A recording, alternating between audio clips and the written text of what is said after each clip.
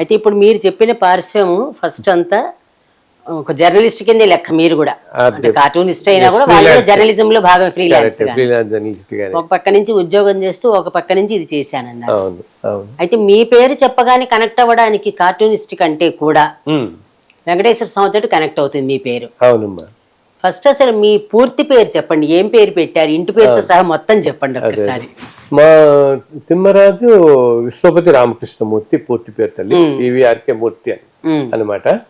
So అయితే ఈ విశ్వపతి అని దాంట్లో రావడానికి ఒక చిన్న కథ ఉంది. అదే అందుకే అసలు ఆ పేరు ఎలా వచ్చింది చాలా మంది అప్పుడప్పుడు నన్ను అడుగుతుంటారు, అది చాలా యునిక్ గా ఉంది, ఎలా జనరల్ గా పెట్టుకోరు కదా. చాలా మంది నన్ను విశ్వపతి అంటే బిరుదా అని అడుగుతారు. అవునండి, ఇదేమన్నా బిరుదు ఇచ్చారు ఎవరైనా అంటుంటారు.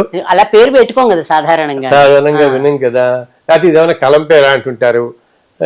చాలా మంది అయితే ఇలా బిరుదు ఎవరన్నా బిరుదు ఇచ్చారా, ఎక్కడ సన్మానంలో బిరుదు ఇచ్చారా, ఇలా బిరుదుగా ఎవరన్నా ఇచ్చారా, బిరుదు అని చాలా మంది అంటుంటారు, బిరుదు ఇచ్చారు మీకు అవకాశం ఎక్కువ అనుకోవడానికి. సో ఏమైందంటే యాక్చువల్గా నేను పోత్నూరులో పుట్టానని చెప్పాను కదమ్మా. సో మా అమ్మగారికి శారద అని ఒక చెల్లెలు ఉండేది. సో అమ్మ వాళ్ళు పెళ్ళి అయిన తర్వాత కూడా ఉందన్నమాట. సో అమ్మ నాన్నగారికి అమ్మ అంటే మా పిన్ని శారద అంతే కదా, ఆ పిన్నికి చాలా ఇష్టం అనమాట. సో దురదృష్టవశాత్తు తాను వెళ్ళిపోయింది, ఏదో టైఫాయిడ్ ఏదో వచ్చి వెళ్ళిపోయింది. సో వెళ్ళిపోయిన తర్వాత అమ్మ ప్రెగ్నెంట్ అవ్వటం, నేను పుట్టిన తర్వాత పుట్టిన 2వ రోజు ఎప్పుడో నేను బాగా ఏడుస్తున్నాను అనమాట. ఏడుస్తుంటే వాళ్ళకి అర్థం కాలేదు, ఎంతకి తగ్గట్లేదు. ఏదో వాళ్ళు ఇళ్లలోనే కదా ఆ రోజుల్లో, ఏదో మా అమ్మగారు బామ్మగారు ఉండేవాళ్ళు, వాళ్ళు ఏవో అవి ఇవి చిన్న చిన్న చేశారు, అప్పటికి ఏడుపు మానట్లేదు. ఇలా ఉంటుగా ఇంతలో అమ్మకి ఒక్కసారి చిన్న కునుకులాగా నిద్రలో పెట్టింది. వీళ్ళకి యాక్చువల్గా అమ్మకి వాళ్ళ ఇంట్లో అమ్మాయి పెద్ద అనమాట. తర్వాత 4 తమ్ముళ్ళు, ఒక తమ్ముడు అందరికంటే చిన్న కాశీపతి అని ఒక తమ్ముడు ఉండేవాడు. అదేంటంటే వాళ్ళు ఆ రోజుల్లో మా తాతమ్మ గారు కాశీ వెళ్ళి వచ్చిన తర్వాత పుట్టాడని చెప్పి వీళ్ళ అమ్మమ్మకి కాశీ పెట్టుకున్నారు, ఆ పేరు కాశీపతి అని చెప్పేసి. ఆ కాశీపతి అంటే ఆ శారదకు కూడా చాలా ప్రాణం. సో దురదృష్టవశాత్తు ఆ పిల్లాడు కూడా చిన్నప్పుడే పోయాడు కాశీపతి. సో శారద పిన్నికి ఈ కాశీపతి అన్న కూడా చాలా ఇష్టం అనమాట. సో అమ్మకి ఆ రోజు కళ్ళు కనపడి ఏమైంది, నిద్ర జస్ట్ అలా కునుకులా పట్టగానే దాంట్లో అమ్మకి మా శారద పిన్ని కనపడి అక్క నువ్వు వీడు పుట్టాడు కదా, వీడికి కాశీపతి అని పేరు పెట్టు అంది. ఇది నిజంగా జరిగిందనమాట.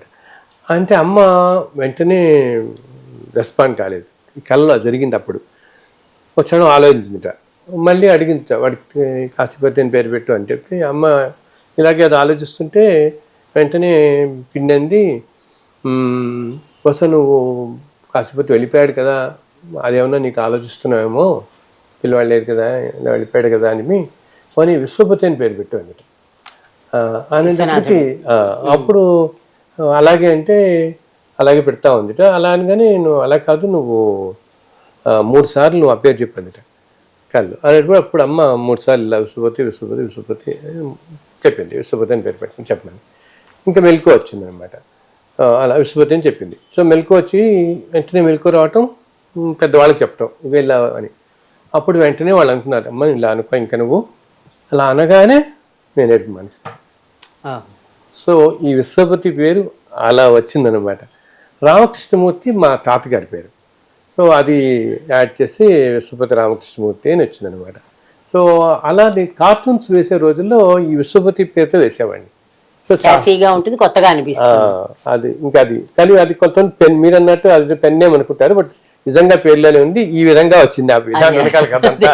అంటే సాధారణంగా అలా పెట్టరు ఎక్కువ కదా, పేర్లు ఎవరు పెట్టరు, అందుకని విశ్వనాథుడు అలా పెడతారు. కానీ విశ్వపతి అంటే ఏదో ఒక పని చేస్తే బిరుదులాగా రావడం కానీ అట్లా మీరు అన్నది కరెక్టేనండి. అయితే ఇప్పుడు మీకు అసలు ఆధ్యాత్మిక ధోరణి రావడానికి మీరంతా కార్టూన్ అంటే చాలా ఫ్యాన్సీ అసలు చెప్పాలంటే, ఎందుకంటే పూర్తిగా వార్తలు చదువుతూ ఉండాలి, అందులో నుంచి తీసుకోవడం తప్పించి మీరు అసలు భక్తి చదవడానికి కూడా అవకాశం లేదు. అప్పుడు ఏదో పండగలు వస్తే వదిలేసేయండి, పక్కన పెడదాం. చిన్నప్పటి నుంచి అసలు బీజం పడిందా అండి మీకు? సడన్ గా ఎప్పుడైనా భక్తి మొదలైందా అసలు? అంటే చిన్నప్పటి నుంచి మాకు రోజు మా నాన్నగారు తల్లి ఆయనకి వెంకటేశ్వర స్వామి అంటే చాలా చాలా ప్రాణం అనమాట.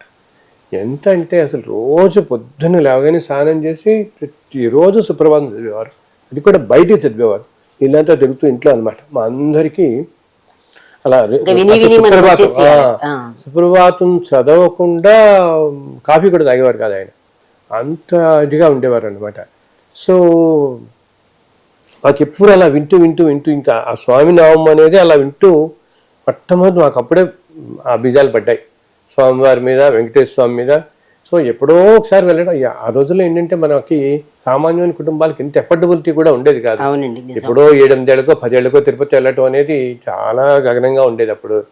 సో నాన్నగారు ఏంటంటే సెంట్రల్ ఎక్సైజ్ ఆడిట్లో పనిచేసి ఇన్స్పెక్షన్స్కి అప్పుడప్పుడు ఈ ఏదైనా ఊళ్ళు వెళ్ళినప్పుడు చిత్తూరు అటన్నా వెళితే తప్పకుండా తిరుపతి వెళ్ళి స్వామిని దర్శించుకుని వస్తుండేవాళ్ళు. ఒక్కరు వెళ్ళొచ్చేవాళ్ళు అనమాట. మేము అందరం కలిసి వెళ్ళింది చాలా తక్కువ, ఎప్పుడో వెళ్ళినా నాకు గుర్తులేదు అసలు. మొదట్లో మేము వెళ్ళామన్నమాట. సో అలా అది నాకు బాగా పడిపోయింది. నాన్నగారు స్వామి ఇంత కొలుస్తూ ఉండటం. అండ్ ఇంకోటి ఏంటంటే చాలా హానెస్ట్గా ఉండేవారు ఆయన. మళ్ళీ గుళ్ళు గోపుర వెళ్ళటం కానీ పూజలు చేయటం కానీ అంత లేదు, మన పని మనం సిన్సియర్గా చేయటం. అండ్ అన్నిట్లో నాగన్ సార్ అంతే మీకు తెలుసుగా, అంతా కాంట్రాక్టర్స్ వాళ్ళు. నాన్నగారి దగ్గరికి వచ్చి ఏదో ఆ బిల్స్ మీద సంతకం పెట్టండి, ఏదో ఈ డబ్బులు అది ఏదో ఇస్తాం ఏదో అన్నట్టుంటే సో అది తీసుకెళ్ళిపోండి ఫస్ట్ అనేవాళ్ళు. అంత ఇదిగా డబ్బు అంటే అసలు ముట్టుకునేవాళ్ళు కాదు, తీసుకెళ్ళిపోయి. ఎప్పుడన్నా చివరికి వాళ్ళు ఏం చేసేవాళ్ళు, ఎప్పుడన్నా ఏ తిరుపతి వెళ్తే ఆ ప్రసాదం శ్రీశైలం తిరుపతి ఈ ప్రసాదాలే వచ్చాము మా ఇంట్లో.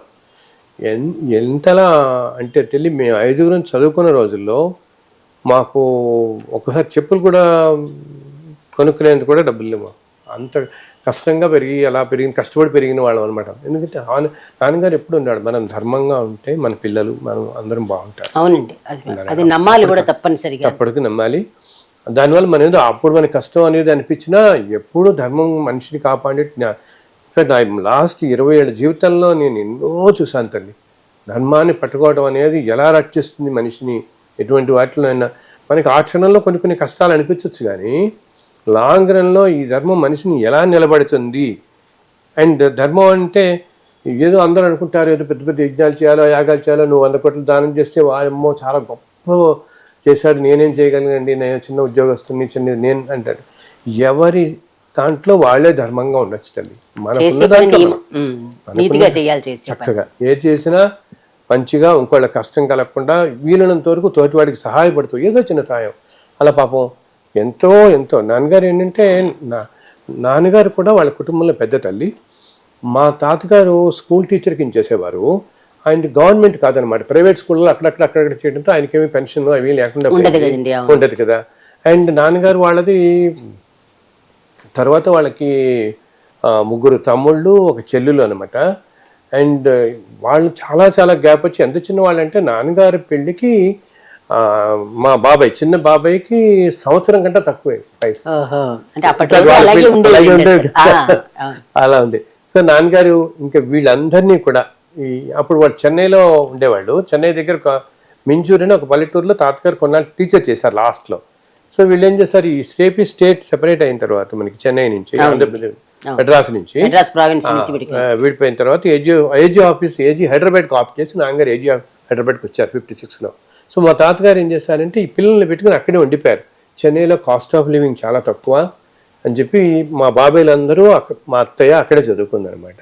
సో నాన్నగారు ప్రతి నెల మీ జీతంలో కొంచెం వాళ్ళకి పంపించడం వాళ్ళకి పాపం. అండ్ వాళ్ళు కూడా చాలా కష్టపడి చదువుకున్నారు వీళ్ళందరూ కూడా. సో నాన్నగారు ఏంటంటే సహాయం చేయటం, అందరికీ సహాయం చేయడం, హెల్ప్ చేయడం. ఇంటికి మా అమ్మాయిలు వాళ్ళు ఎప్పుడు ఇంట్లో వస్తూనే ఉండేవాళ్ళు, వెళ్తూనే ఉండేవాళ్ళు. అది నేను ఎప్పుడు చూసింది భక్తి వీటిల్లో మంచితనం అనేది. భగవంతుడైనా అని చెప్పేది ఏంటంటే అసలు భగవంతుడు అంటేనే మనకి ప్రేమతత్వం, కృష్ణతత్వం అంతా అదే కదా. అవునండి, ప్రేమతత్వమే. అందరినీ అన్ని జీవుల్లో నన్నే చూడు, అదే కదా ఆయన చెప్పేది మనకి. అందరినీ ప్రేమగా చూడు, అందరినీ చూడు. అది మాకు నాన్నగారి దగ్గర నుంచి అది పడింది మనకి. ఏంటంటే అందరికీ వచ్చిందండి ఆ భక్తి వచ్చిందమ్మా. అందరికీ భక్తి వచ్చింది. ఇంకా వచ్చింది. బట్ ఈ పుస్తకాలు రాయటం ఇది ఏదో పొరజన చక్రతో అంతే. అదే అడుగుతున్నా. ఇప్పుడు మామూలుగా భక్తి అంటే మన హిందూ ధర్మం ప్రకారం, పోనీ సనాతన ధర్మం ఏదనుకున్నా భగవంతుడు ఒకడే అంటాం. త్రిమూర్తులే అని చెప్పినా, ఎవరైనా చెప్పినా, రకరకాల విష్ణుమూర్తి, శివుడు, మనం ఎన్ని పేర్లు, 3 దేవతల పేర్లు చెప్పుకుంటాం. అయితే ఒక్కొక్క యుగానికి ఒక్కొక్కళ్ళు మనకి యుగ పురుషుడి కింద పెట్టినట్టుగా వెంకటేశ్వర స్వామి కలియుగ దైవం కింద కలవ వెంకటనాయక కాబట్టి ఆ కారణంగా మీకు వెంకటేశ్వర స్వామి భక్తి కలిగిందా, లేదంటే మనం మామూలుగా చెప్పుకున్నట్టుగా త్రిమూర్తుల మీద ఎలా ఉండేది మీకు? అంటే నాకు ఒకటి ఏంటంటే తల్లి, మనం అందరం వెంకటేశ్వర స్వామి ఇందాక చెప్తున్నాం కదా, కలవ వెంకటనాయక, మనకి కుటేతు నారసింహస్య త్రేతాయం రఘునందన ద్వాపరో కృష్ణుడు ఇప్పుడు కలియుగానికి, ద్వాపర వాసుదేవస్య కలవ వెంకటనాయక అంటాం కదా మనం. ఈ విధంగా వెంకటేశ్వర స్వామికి అందరూ ఆకర్షింపబడతారు. కలిలో ఆయనే దేవుడు కాబట్టి మనకి అసలు ఆ రూపంలో కూడా ఉన్న ఆకర్షణ, ఆ తత్వంలో ఉండే ఆకర్షణ అంత గొప్పదనమాట.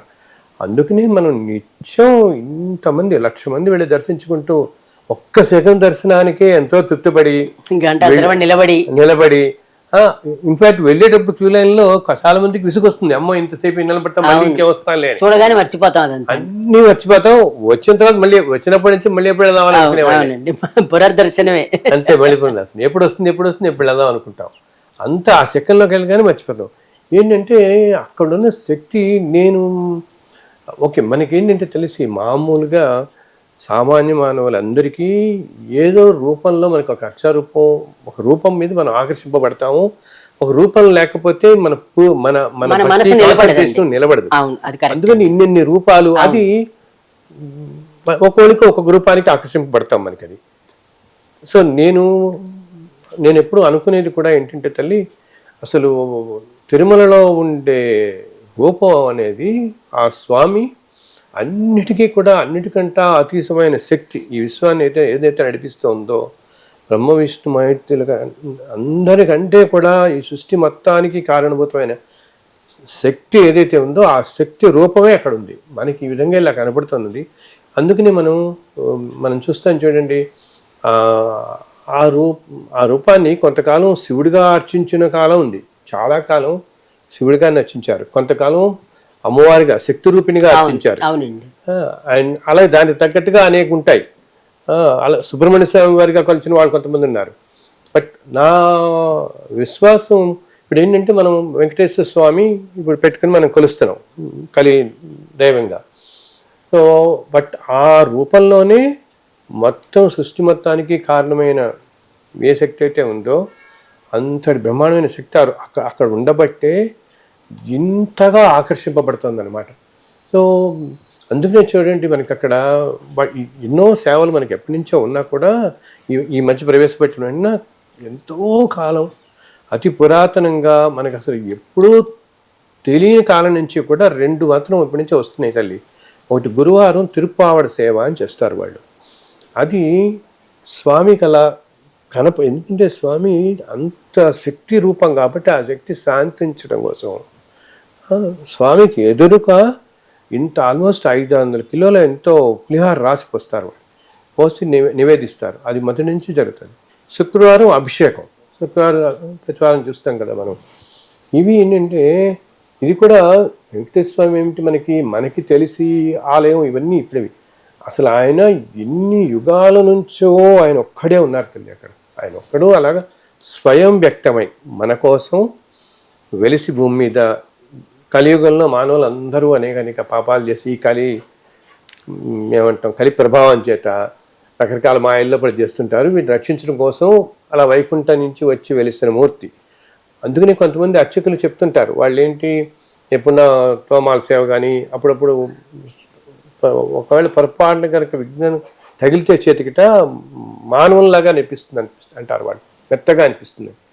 అలాగే అభిషేక సమయంలో శుక్రవారం అభిషేకం చేసినప్పుడు వాళ్ళు గోరువెచ్చని నీటితో చేస్తారు. చేసినప్పుడు స్వామి వారికి నుదుటి మీద ఇక్కడ చిన్న చిరు చెమట పడుతుందిట. చక్కగా లోపల చేసే అర్చకులు ఎంత అదృష్టవంతులు వాళ్ళు. 4 కుటుంబాల వాళ్ళకే ఇది తరతరాలుగా అప్పటి నుంచి కూడా.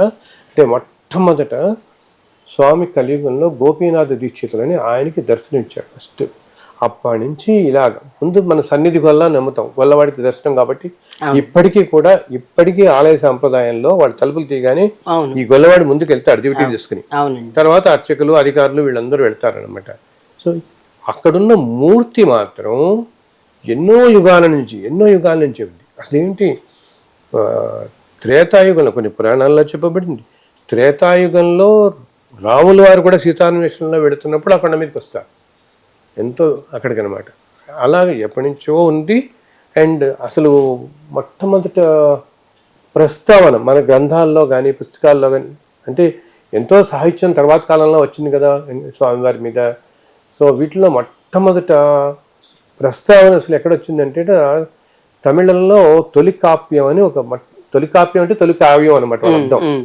అది ఎప్పుడో కొన్ని శతాబ్దాలు వెనకాల, ఐ థింక్ ఎప్పుడో 3-4 శతాబ్దం ఎప్పుడో, ఆ రోజుల్లో మొట్టమొదటి కావ్యంలో చెప్తారు దాన్ని. ఆ కావ్యంలో ఒక చోట వెంకటనాథుడు, వేంగడంపై తమిళ్లో రాసి ఉంటుంది, దాన్ని ఆ రోజుల్లో అంతా వేంగడం అనేవారు అంతా అనమాట. అంటే అది వెంగినాడు, ఆ ప్రాంతం వేగినాడు అని, వెంగనంపై వెలిసిన దేవుడు అని ఆ పేరు కూడా లేదు అప్పుడు దాంట్లో. ఇన్ఫాక్ట్ వెంగడంపై వెలిసిన దేవుడు ఆకాశమే గొడుగ్గా నిలిచిన్నాడు అని రాశారు ఒక చోట. ఆచ్ఛాదన కూడా లేదనమాట ఆయనకి, అప్పటికి ఆలయం కూడా లేదు. ఆ తర్వాత కాలంలో మనం తెలుసు కదా, తొండమాన్ చక్రవర్తి మొట్టమొదట ఆలయం కట్టించడం అది. సో ఆ స్వామిలో ఉన్న అంతటి ఆకర్షణ వల్లనే ఈ రోజున ఈ ప్రపంచం అంతా ఇంత ఆకర్షింపబడుతుంది.